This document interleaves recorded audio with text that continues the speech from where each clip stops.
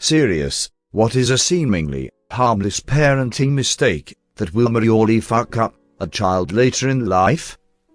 Mocking them. Laughing at them. Adults do it to each other all the time, but kids who haven't been immersed in the background cruelty of our culture for years don't understand that it's just the language of the land, and not that they themselves are particularly unworthy of respect. I got laughed at and mocked a few times as a kid, and that shit hurts a lot. There was one time I was trying to help a friend at their birthday by taking their presents to them, but all the adults and my parents thought I was being selfish and wanted them for myself, and joked and laughed at me, and just ignored me explaining myself and carried on. I think that hurt my self-esteem a lot in the long run. Yeah, my parents took great pleasure in mocking and humiliating me when I was younger. Nothing criminal, but things like one day when I was 5 years old, I fucked up my hair being stupid, and they howled with laughter and continued taking pictures of me while I was screaming for them to stop. No sympathy, no sitting me down and explaining why experimenting with scissors by myself was a bad idea. Just laughing, and the more I screamed and begged for them to stop, the funnier they thought it was. Teaching your children that their pain and humiliation is someone else's entertainment is a really great way to make them vulnerable to abusive shitbags. Oh, that guy you're dating just called you a fat disgusting pig out of nowhere and then laughed hysterically as you cried in pain. Totally normal. That's what everyone does. It also made it difficult for me to be empathetic to people who are crying or hurting. I would just stand there stone-faced and do nothing to help or comfort them. I knew that laughing was mean. I know that laughing made me feel terrible, but I didn't know what to do. I had never been shown what to do. I had just learned what not to do. And my mom would mock me out of nowhere. If I tried to correct her, I liked pink last year, but now my favorite color is purple. She would mock me and roll her eyes and then just tell me that my favorite color is pink, ignoring what I had told her. So I learned that my preferences and opinions were worthless. I didn't even correct people when they pronounced my name wrong because I was so used to being mocked for disagreeing even on the tiniest level. I went along with whatever other people wanted. This also left me vulnerable to abuse. Well, realistically, it'd be a helicopter parent. You always want to look out for your kid, right? Make sure they're not doing things they're supposed to do. Walk in without knocking. It ruins a relationship with a kid, because even though you have a sense of privacy, the kid doesn't and will always paranoid of anyone entering their room without warning. It ruins a kid. Would my mom let me do this? Is she okay with it? My parents were helicopter parents. I was not allowed to lock my bedroom door. My mom listened in on my phone calls. This was in landline phone days, and went through my personal belongings when I wasn't home, including reading the notes that friends and I passed in school. I wasn't allowed to talk to boys or date. I'm female. Doing this only prevents your children from learning how to form healthy relationships. You should teach your children how to do things such as date in a safe and responsible manner, rather than ban it. I'm 20 years old, and I have to stay at home for college because my mom's also a helicopter. I also work part-time, but I'm not allowed to pick up any extra shifts because of my 5 p.m. curfew, and my mom has to approve of any job that I want to apply for. Growing up, I didn't have a door for my room because, according to my parents, privacy is a privilege and not a right. So leave it to my parents for creating social issues and anxiety because they thought it was for the best. Not following through with your promises. If you told your child you were buying ice cream tomorrow in the hopes that they'd forget, and the next day, when they ask you, tell them no, they'll see you as unreliable. Ice cream is just the first thing that came to my mind. I'm sure someone else can explain better what I'm trying to say here without sounding so ridiculous. Mine is an extreme case, but my mom left me when I was around 3 and started a new family shortly after. My entire childhood was filled with I'll do's and she never would. She was most famous for I'll pick you up tomorrow or I'll be there in X minutes and just never show. She did this on my 5th birthday. I remember it so vividly. My dad got me up before dark. He got me all dressed, did my hair and took cute pictures with a little mermaid doll she had brought by a few days earlier. I was so excited. Then I went and sat on the front steps as the sun was coming up. I sat there all day long. I didn't want to move because I didn't want to miss her coming down the long driveway. Finally my dad's girlfriend told me it was nap time, 2 p.m. I said I couldn't take a nap because Mom might come while I'm sleeping. The way she told me, honey, I'm sorry but I don't think she's coming today, just broke me. I still went and sat back on those steps. She never came. I still trust no one. I'll never forget that day. I worry I'll never be right after years of her doing things like that. It was like a moment ingrained in my head as when my heart broke and was never the same. Always do your best to do what you say for your kids. Etta, thanks for the nice thoughts and silver and gold. In a weird way I feel a bit better. I never really talk with anyone about this but my husband, so it's cathartic to get it out. Thanks for listening. Best wishes to anyone else who's had to deal with this stuff. It's just hard. Words can't really express what it does to a person. Hopefully we can all find some peace one day. I'm so sorry that you have these memories and this heartbreak. There are people out there that will treat you with the respect you deserve, and remember that you need to be one of those people too.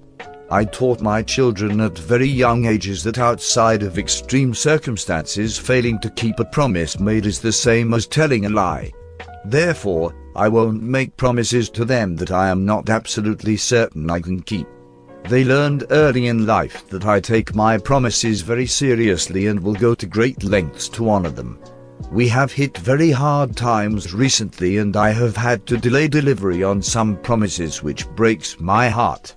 But they know that I will fulfill those promises eventually and are much more empathetic and understanding than their peers have been in similar situations. Pretty much telling you that whatever activity that you enjoy doing is annoying or dumb. I used to love to sing. I was in chorus and would play my favorite songs over and over to learn the words. Not only did my sisters tease me for it, but my parents told me to shut up constantly. So I stopped singing.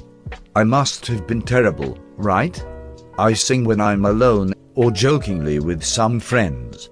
What really broke me was when I went to visit everyone for the holidays and my sister said that she was surprised I never pursued singing since I seemed to love it so much when I was younger. I nearly started crying and had to bite my tongue so I wouldn't scream at her for being one of the reasons I stopped. It's always funny for the ones doing the teasing, but it actually hurts the ones being teased, especially when it's coming from people who are supposed to love you. I also liked singing. My parents always said that I was terrible at it. That's just it, they said I wasn't able to sing well.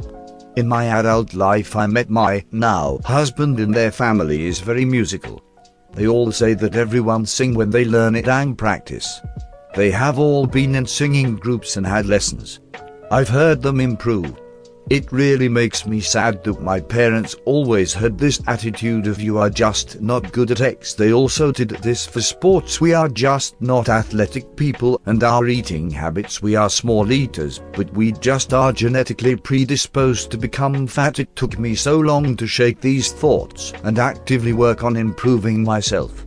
I think they saw themselves as being accepting by saying these things, but in reality they were creating a form of learned helplessness. My younger sister has this really bad, to the point of never trying anything new, because she thinks she can't do it. I don't sing in public, and wouldn't even if I didn't have a complex about it. It's the same as playing music out loud in public. What I meant is that I can't sing in front of my friends or family. I rarely sing for my boyfriend of 4 years, and it took me like 2 or 3 years to be able to do it.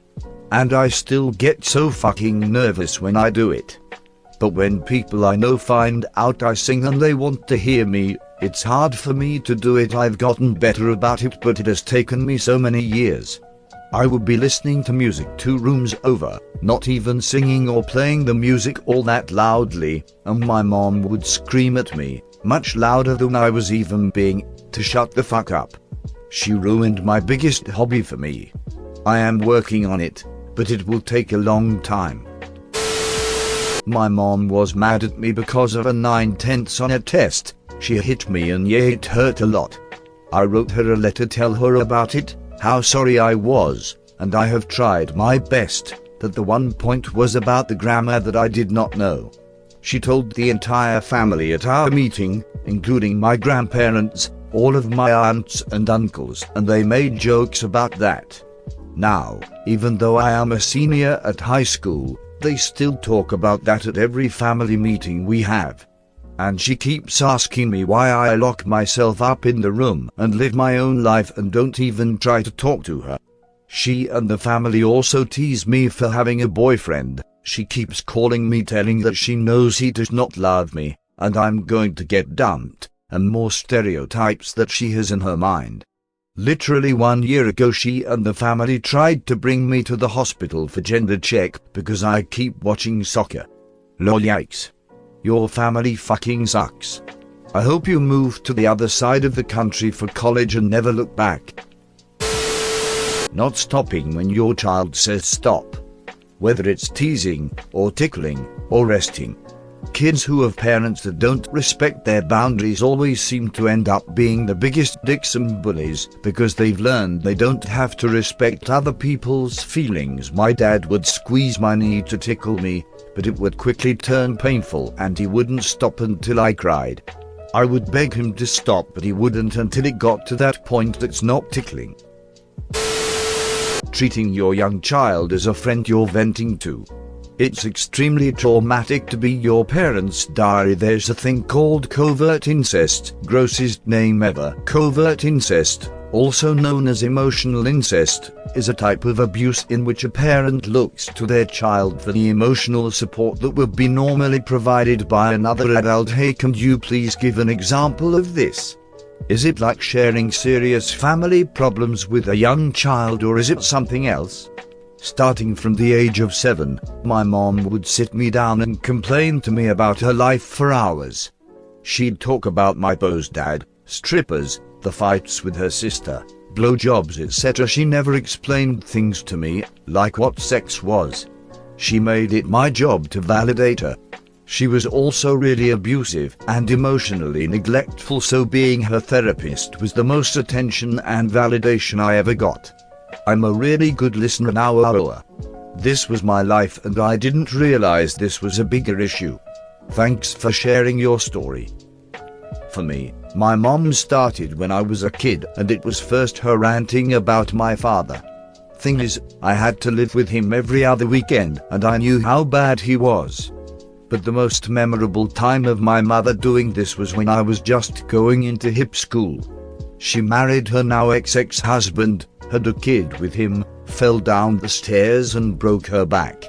When her marriage was beginning to fall apart, she would yell at me for hours about all the terrible things he did to her, saying he raped her, keeps her awake at night purposefully, super controlling, where he would come home after checking in at work before going to where his area of work was, worked as a utility service man, to check up on her. She would tell me over and over that she was trapped, yet she refused to do anything about it. Scariest time was when she punched a photo of us all hanging on the wall, and I had to not only bandage her bleeding hand, but pick up the glass off the floor and clean it all up before anyone else got home. Luckily my baby bro was at preschool at the time. It's basically emotionally dumping on your kids, shit that they shouldn't be dealing with, and sometimes expecting them deal with your problems. Thanks for watching. Please subscribe for more upcoming videos. Have an amazing day.